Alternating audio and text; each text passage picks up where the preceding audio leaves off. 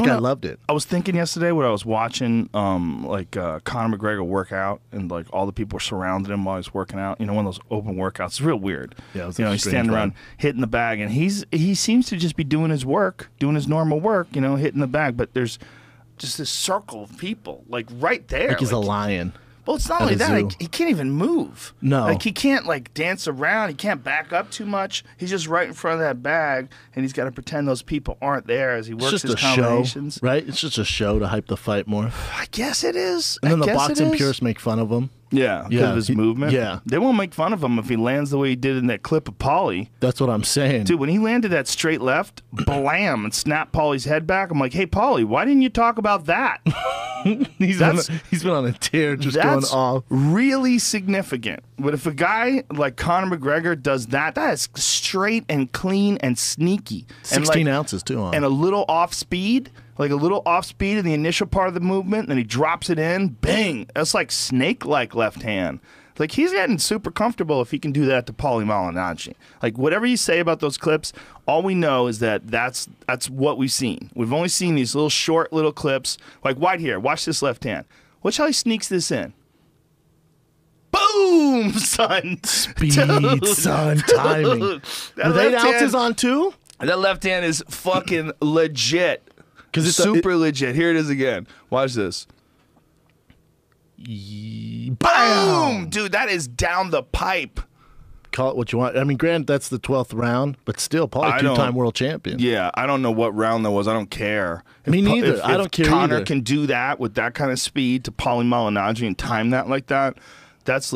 Look, you can't sleep on him. He's got magic. That's what I'm saying, Joe. It doesn't always work. That's what I'm saying. It doesn't always work. It kind of does. Nate Diaz has a little magic, too.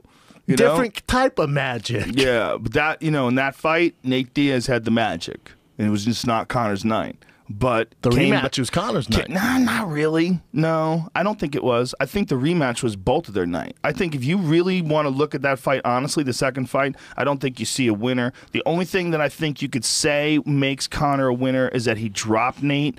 But multiple times. But Nate was saying that he went down with punches anyway because he was hoping Conor would follow him to the ground, which may or may not be true. But it is a good strategy if you have a wicked guard. You've been watching the sport way too long. Nate's got a wicked guard.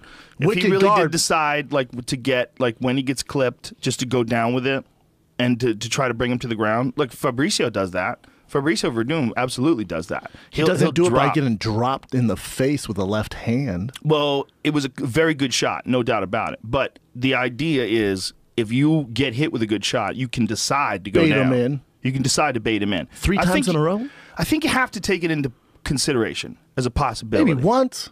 3 in a row? Might be every time he would try it. We've never seen him do it before. Try it. You're right. We never have seen him do it before. He doesn't have these tendencies. The only guy who's ever really fucked up Nate in a fight is Josh Thompson.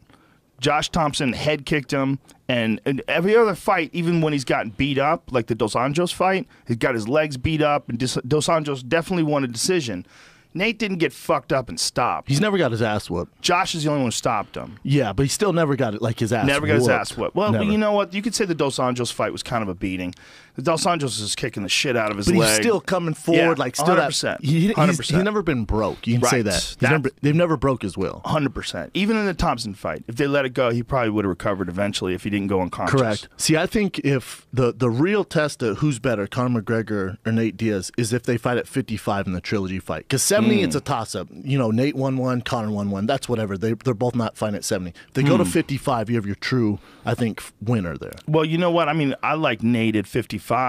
Me too. Better anyway. Way better. When he gets real lean, like in the Michael Johnson fight, best he's ever looked, dude. Destroyed Johnson. Shredded at the weigh-ins. My man was jacked. Yes. Just jack.